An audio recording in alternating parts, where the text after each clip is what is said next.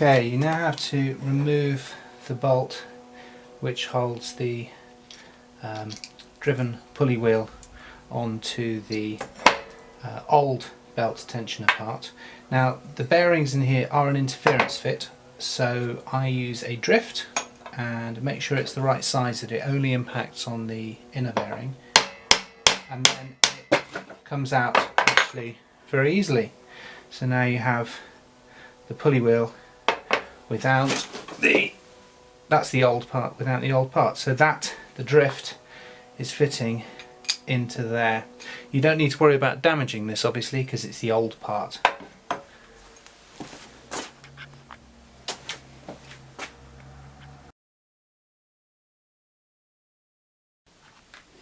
Okay, now we're going to put the new drive tensioning belt onto the pulley. Now again, this bearing now is a friction interference fit, so I'm going to line it up nicely with this. Now this pulley is aluminium, so it's a much softer metal, so in order to actually drive this home I'm going to use a block of wood just to prevent damaging the pulley. Make sure everything's lined up true because you don't want to force it on at an angle. And then that is it. So that's now the pulley onto the new bearing.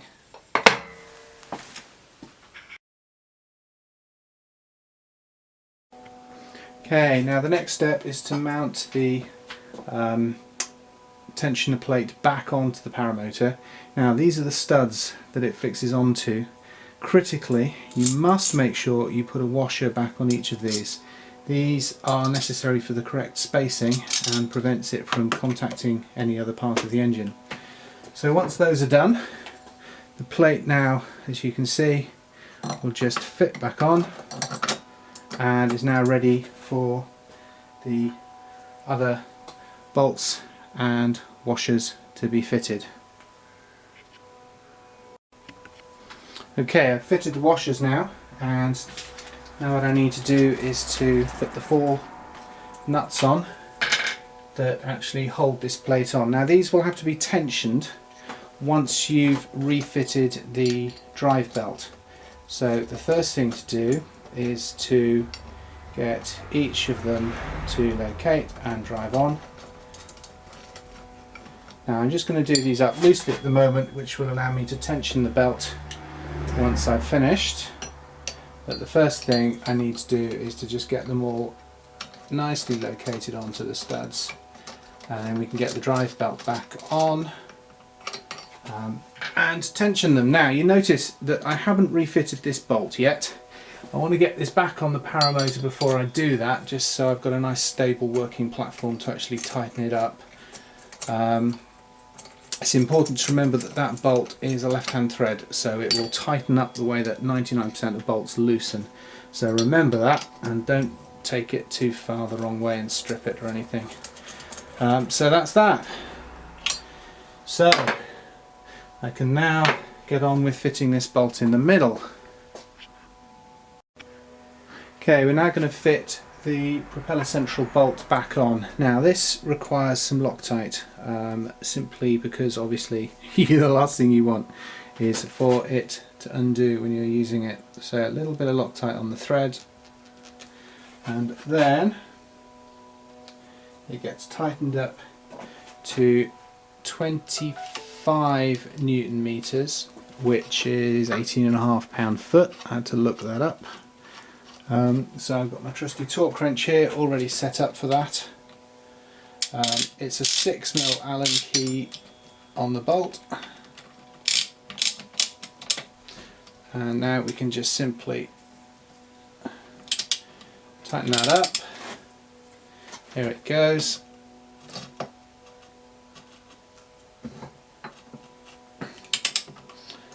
And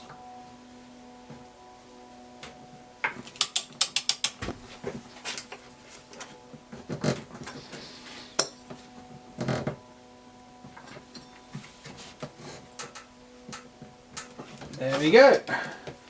So that's all tight now.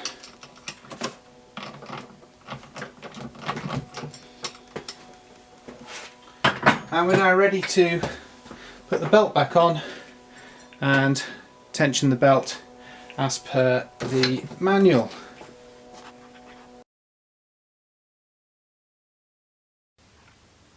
Okay, we're now going to tighten up the drive belt tensioner flange nuts, which are the ones that you can see here and there, the 4 that you did up earlier. Again, these have to be done to just over 10 pound-foot, so I've got my torque wrench ready. You need to tension the belt using a 5 kilogram weight.